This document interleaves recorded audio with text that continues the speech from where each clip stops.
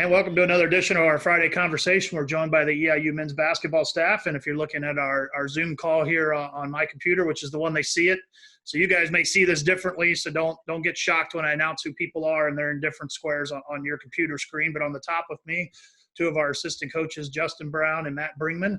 And then on the bottom with the full goatee is one of our assistant coaches, Rand Chappell, and then with the Fu Manchu look there, head coach Jay Spoonhour. And so, gentlemen, thanks for taking some time this afternoon. I guess as you guys go through this, the main thing from quarantine and maybe what I think a lot of people, males, females probably too, but males, they're looking for an opportunity to get back in to a barber again. I'm not. I mean, look at how great we look. Why would we want to do that? I mean, look at Matt Bringman. My Lord.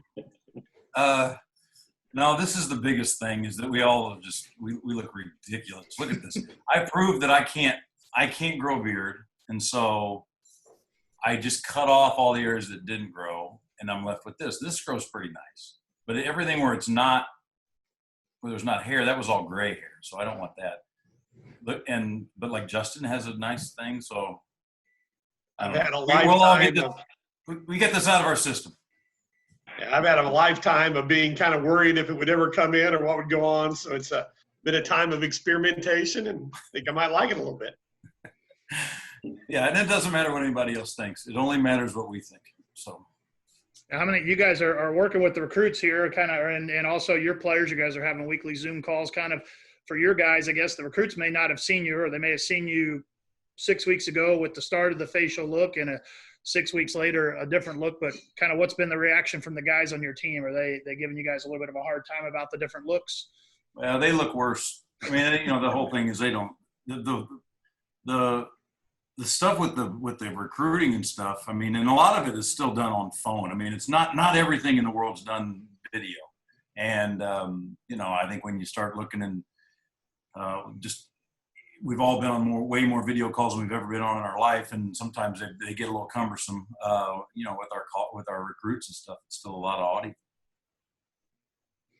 Now we'll talk about the new technologies. You guys are to some extent, I'd say, somewhat old school still, and like Coach Spoonhour said there, you guys still doing a lot of the stuff on the phone. I know Justin and I were talking before we started. This is the first time he's done the video portion of the Zoom on a couple of the calls that we've had. What have been some of the new technologies and things you guys have had to learn and adapt to over, I guess it's been about 7 weeks now? Go ahead, Chaps. You're the Well, for me, it's tested everybody else that I'm working with on the other end. Hopefully they can get it to me where I'm just a few clicks away. But I think it is a new experience. And, once you get in the flow of it and get used to doing it, we've had staff meetings every morning and get on there, and it just becomes secondhand that way. And obviously our athletic department meetings, and like I said, a lot of the recruiting stuff's been done just on phone, but I've learned a few things I can carry on in life. Go ahead, JB. What do you like? Okay, so JB, you're a techie type guy. Yeah, I mean, for me, it hasn't been a huge change. I mean, I get it and understand it. It wasn't a huge thing for me, so I understood it for the most part. So it hasn't been a huge change for me, but it's definitely different. Matt, go on. Yeah, I think it's just kind of been a little different for all of us. It's a little more creative, and we've definitely had to lean on JB a lot with the technology stuff. Well, the thing about it is, it's like we've all been face-to-face guys, and I think most coaches probably are face-to-face, hands-on type people. It's not bad for us to learn this stuff, but I don't think that I think it's shown that it's not a substitute. You can sit and see somebody, but it's not a substitute for being with them, working them out. It's really hard for the players, for the students, trying to do schoolwork this way. It's hard on my kids, so. I think the players end up missing each other. We end up, you end up missing seeing people. So I don't think none of us are really meant to be this way. I think there's a segment of society that doesn't affect them too much at all. They maybe enjoy not seeing people. We kind of, we have a pretty good time when we're together, and so it's, this is it's a little tough. There's people that got a heck of a lot tougher than us, though, for sure. Now you talked a little bit about the face-to-face, and recruiting is a big part of face-to-face. Part of the end of March would have been a big thing for you guys is going to the national tournaments, going to see some guys as they're playing in those junior college tournaments and high school tournaments, and then making the annual trip to Hutch to watch the junior college national championships. You had that kind of taking out. So I'm guessing a lot of the recruiting now took place on you guys watching a lot of tapes that were submitted, and then using the networks that you guys have all built over your number of years in coaching. I'll let these guys talk about it. Obviously everything's with film now, but the biggest thing, I mean, guys, it's the visits. It's people not being able to get to your campus. Yeah, I think, as far as watching players play, a technology thing again. A few years ago, you counted on getting out and getting on the road and seeing a guy play once or twice. But for the most part, particularly your junior college guys, all the games are on Synergy, so we can really just sit in our homes or office as it was during the year and watch a guy play maybe 3, 4, 5 times, how many ever times you want to play, and make an evaluation of his skills and that sort of thing. So from an evaluation standpoint, you still have a pretty good chance to get to know players and what they do well and what they can't do. Obviously, the missing part is going back to the face-to-face, getting a feel for the personality and the way a kid interacts, and maybe even just things you pick up and instinctually from being around a kid over amount of time and being face-to-face. But I think there's, as I talk to a lot of coaches, I think a lot of people I feel like they've signed some good players, and in the process, ends up working itself out. I mean, Matt, Justin, and Rand, all of us have been junior college coaches, and we've all had to work before we got here with little to no budget, and so these guys are pretty good at that kind of thing, like figuring out ways to see guys on film. I don't know, Matt, you want to talk about some of that?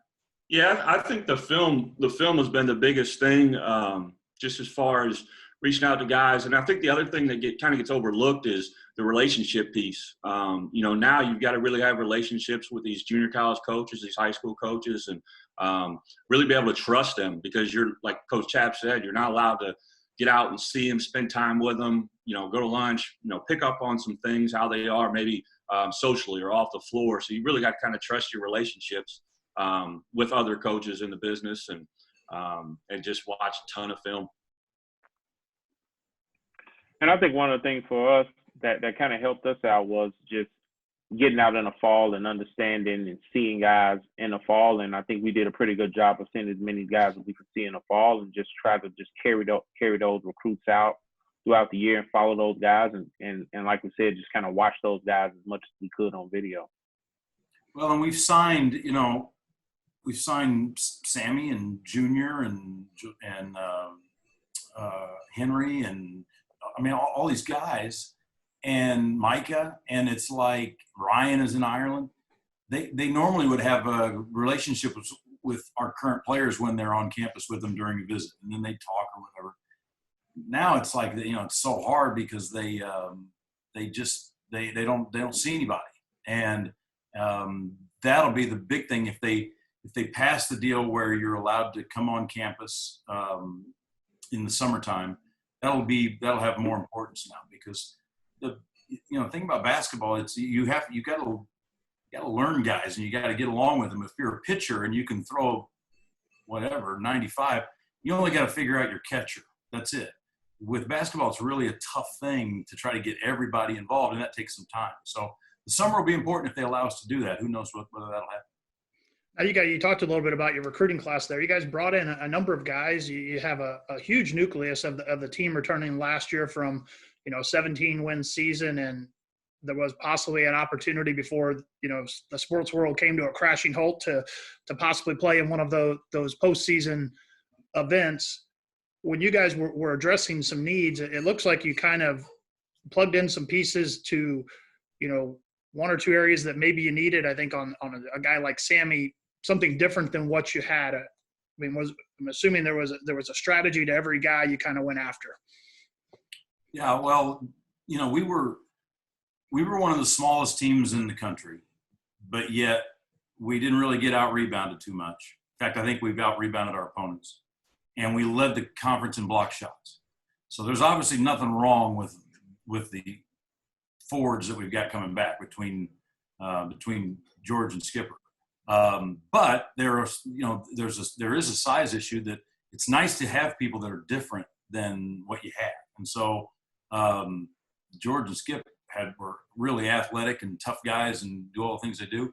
Sammy's is a experienced guy, but he's 6'9", 250 or something. And so that's a wonderful thing to have.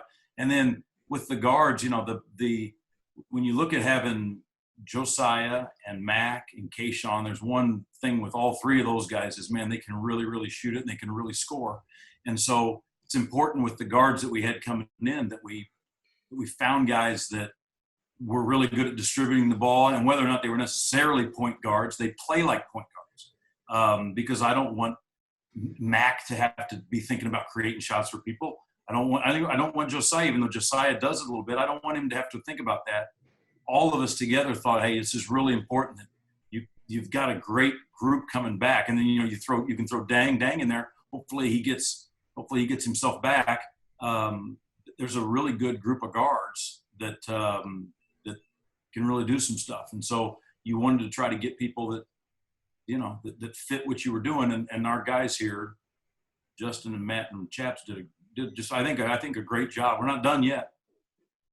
Now you guys talk about we've gone through the quarantine. We talked about what you guys are having to do for your facial hair look there.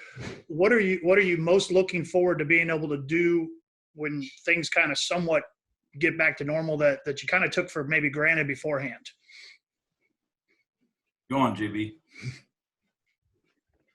I think one of the things, honestly, just spending time with the guys and, kind of getting to know those guys on a consistent basis. I think now that, how we kind of exchange messages and talk to those guys on the phone, we kind of do it almost a little bit more than we made it did when they were here on campus.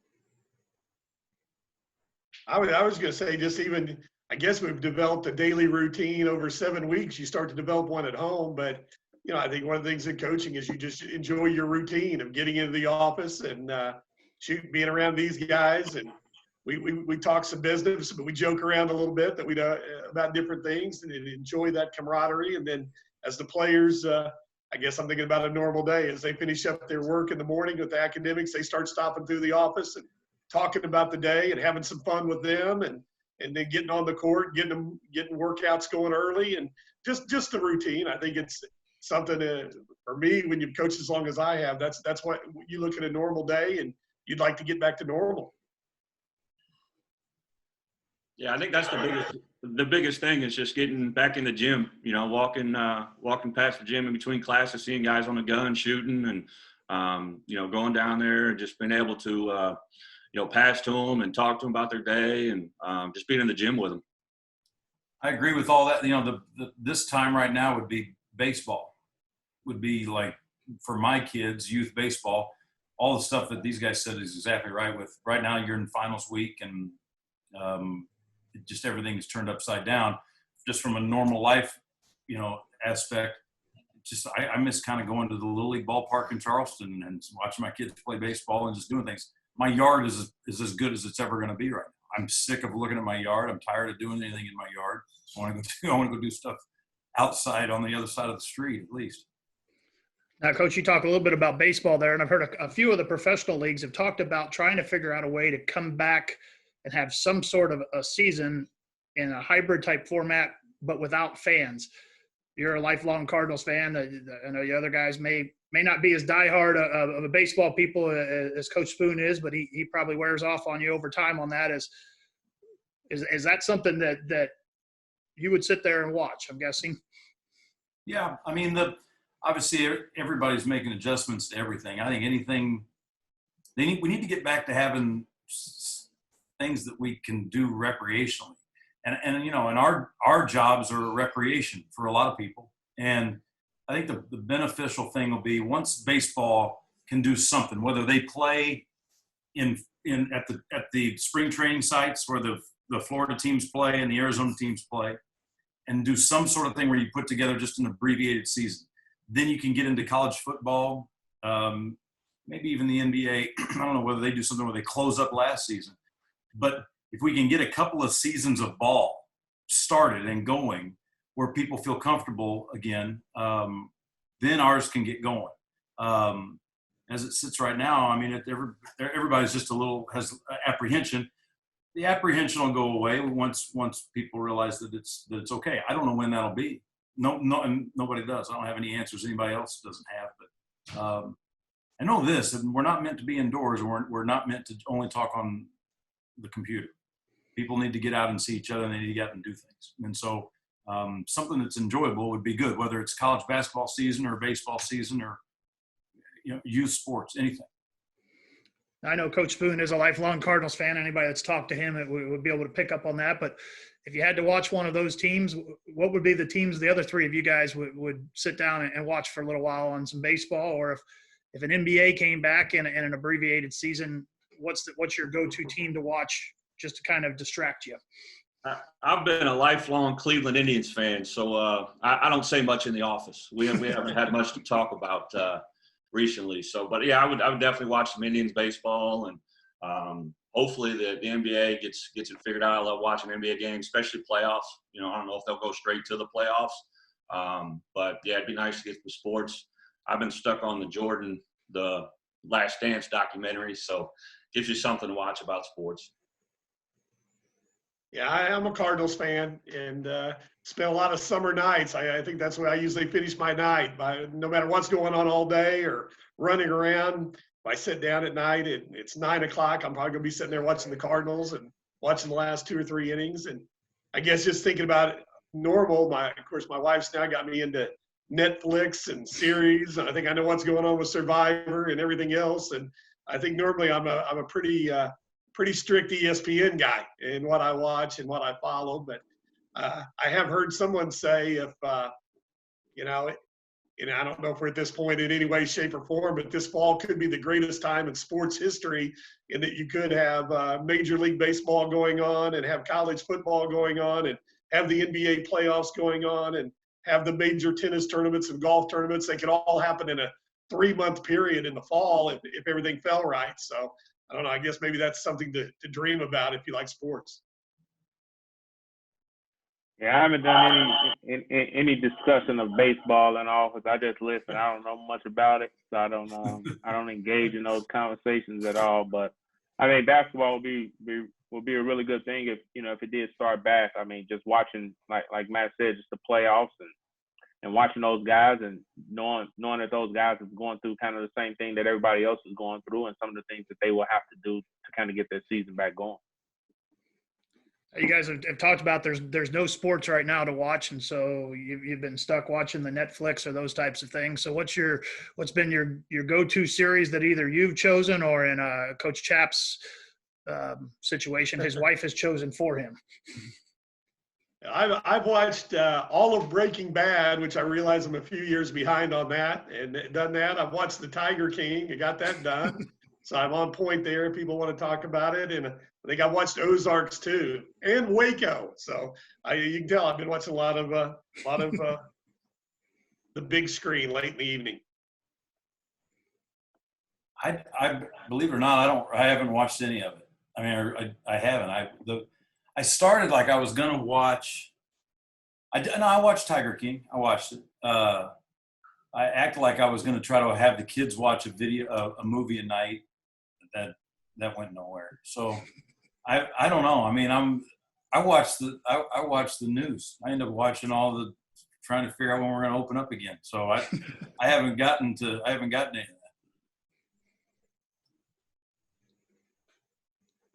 JB or Matt, I'll let you guys go chime in there. I mean, far as TV shows, I mean, The Last Dance has been something that I've been watching, just recently. But I mean, as far as Netflix and things like that, I watch All American, which is I think a pretty good show. And I think one other show that I've been watching lately is called For Life. It's a show that's on ABC, which is a pretty good show. What's it called? For Life. It's about. It's about a guy who ended up winning a prison, and he ended up getting his law degree in prison, and he ended up being a lawyer in prison and trying to work on his own case and a lot of other guys' cases. Yeah, I get most of my stuff from JB actually, but I actually just finished Ozark. I thought that was really good. Other than that, I get most of my stuff from JB. So All American was good. Just, that's probably it. And then you guys so you get there stuck there, and Coach Spoonhour's situation, he's watching the news, everybody else is watching something else. What's the snack that you have to convince yourself to avoid, making sure that you don't sit there and just, gain 20 or 30 quarantine pounds to avoid? And my wife told me that the grocery store is out of chocolate chip cookies as far as the ones you make yourself. I usually have to have a little small pan every night, so I don't know if they're actually out or she's just trying to cut me back. But A small pan? one of the two. A small pan every night? Well, 3 or 4 cookies, they're just, yeah. I mean, you know what is funny, chaps? Like I've only gained like 5 pounds during this, but it looks like I've gained 20. Like maybe it's just age now that the weight's not going to go to places that it's supposed to. But I mean, I'm ridiculously bad looking. The key is that the sun needs to come out so you can lay in the sun and get tan. That's the key to everything. Because then nobody's looking at how heavy you are. They just look at the size of your tan. I think. I'm sure there's things I shouldn't eat, but I haven't not eaten them. I'm eating everything. Blocks of cheese. I don't care. Crackers. I think your kids are eating them all. I think I've run into your wife 3 times at Walmart, and she's always got a full grocery cart full and not happy about how much I think she's throwing in the cart. No, the kids are, JB's got little kids and Chaps's are grown, and we've got them to where they're all grown. I mean, they didn't eat for the longest times of their lives. Now they eat a lot. And so that's the way it is. So I'm trying to keep up with them. Honestly, I don't have a favorite thing that I have to eat. Honestly, I eat sparingly, so really, I don't have a special thing that I have to eat at night. So you were dieting.